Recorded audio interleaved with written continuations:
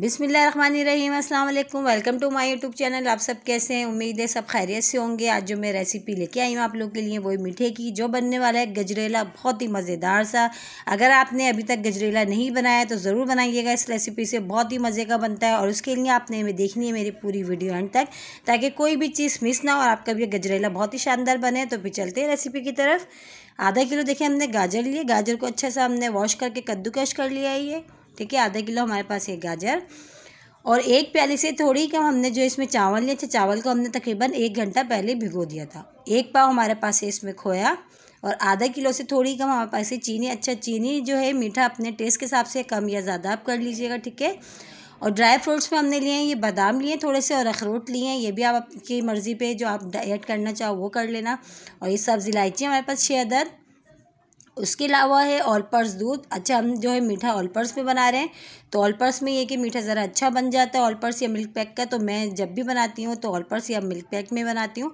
तो ये मैंने ऑल पर्स लिया है और ये हमारे पास तकरीबन 1 किलो से ज़्यादा है, ठीक है। तो सबसे पहले देखें हमने पतीली रख दी चूल्हे पर। अब इसमें जो दूध हमने ये लिया है सारा ऑल पर्स का डब्बा जो लिया है ये पूरा डाल देते हैं इसमें। पहले देखिए ये पूरा डाल देते हैं आराम से। देखें ये हमने डाल दिया है। अब इसमें हमने सब्ज़ इलायची जो है खोल के डाल दिए, दाने भी हमने डाल दिए और जो छिलके हैं वो भी मैं ज़ाया नहीं करती, तो मैंने वो भी इसमें डाल दिया। अब अच्छा सा इसको मिला लेते हैं।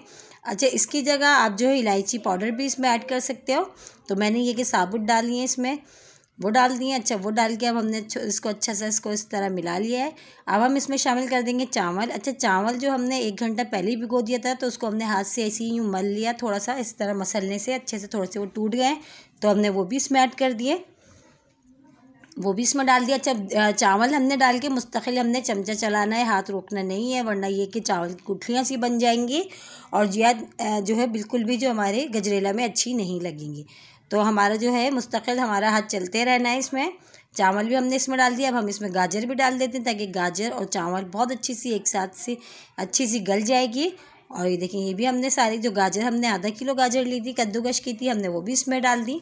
अब वो भी डाल के अब हमने करना है मेहनत का काम, बिल्कुल भी नहीं बैठना है इसको छोड़ के, हाथ मुस्तकिल हमने चलाते जाना है।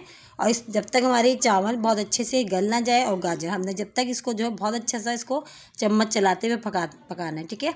तो ये देखिए हम बहुत जो है हमारा इसी तरह हमें पकाते हुए देखिए टाइम हो चुका है और ये जो गाजर है तकरीबन आधी से ज़्यादा गल चुकी है हमारी और जो चावल है वो भी बहुत अच्छे से थोड़े से गल गए हैं। इसमें देखें चम्मच इस तरह हम चलाते जा रहे हैं।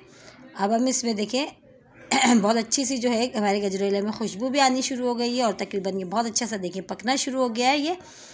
तो अब हम इसमें शामिल कर देते हैं, अब इसे चीनी डालते हैं। सही, चीनी जो हमने आधे किलो से थोड़ी कम ली थी। अच्छा, चीनी अपने टेस्ट के हिसाब से कम या ज़्यादा आप कर लीजिएगा, वो भी हमने शामिल कर दी इसमें।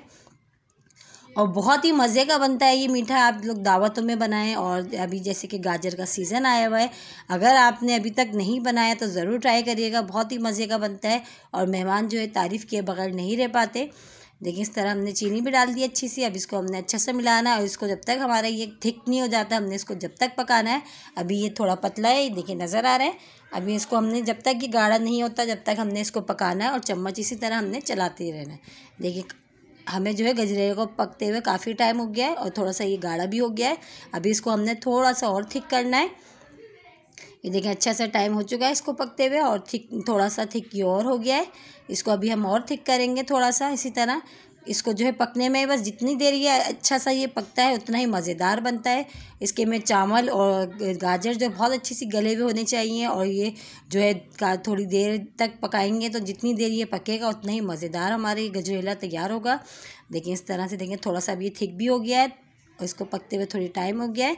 ये देखिए और कितना ज़बरदस्त सा ये हमारा मीठा तैयार हो रहा है। और देखिए यह है कि थोड़ी सी इसमें ये मेहनत है कि मुस्तकिल हमने चम्मच चलाते जाना है, इस तरह चम्मच से हम इस तरह यूँ करते जा रहे हैं ताकि थोड़े से अगर थोड़े बहुत चावल हमारे साबुत भी इसमें रह जाएंगे तो वो भी हल हो जाएंगे। अब इसमें शामिल करते हैं खोया जो हमने लिया था 1 पाव, वो डाल रहे हैं, ठीक है। खोया भी हम डाल देते हैं।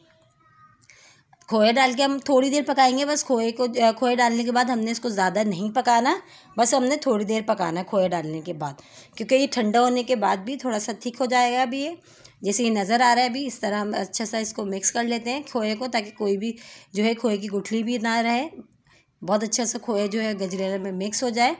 इस तरह चम्मच से ये देखें। और देखें अच्छा से अभी थोड़ा सा थिक सा हो गया। अब इसमें ड्राई फ्रूट्स भी हम डाल देते हैं थोड़े से, और थोड़े से हमने बचा लिए ऊपर गार्निश के लिए, थोड़े से हम इसके अंदर ऐड कर रहे हैं। बादाम और अखरोट ये भी हमने डाल दिए हैं। अब ये भी डाल के देखें अच्छे से हम इसको मिलाते हैं। और ये जो है हो गया है थिक, क्योंकि ये अभी ठंडा होने के बाद भी थोड़ा सा और थिक हो जाएगा ये। तो अब जो है मेरे ख्याल से अब ये बिल्कुल डन है। देखिए थिकनेस, देखिए मैं आपको चेक कराती हूँ कि इतनी थिकनेस है ये। अभी ठंडा होने के बाद ये और हो जाएगा, ठीक है। तो ये अब तकरीबन फाइनल लुक देखें आपके, कितना मज़ेदार सा हमारा ये गजरेला तैयार हो गया है। और ये देखिए चम्मच से मैं आपको दिखाती हूँ इसकी थिकनेस। देखिए इतनी हमने इतनी रखी है, क्योंकि ये भी ठंडा होके और हो जाएगा, ठीक है। तो हम इसको डिश आउट करते हैं, अब आपको दिखाते हैं डिश आउट करके। ये देखिए हमने डिश आउट कर दिया। बहुत ही मज़ेदार सा हमारा गजरेला देखिए तैयार हो गया।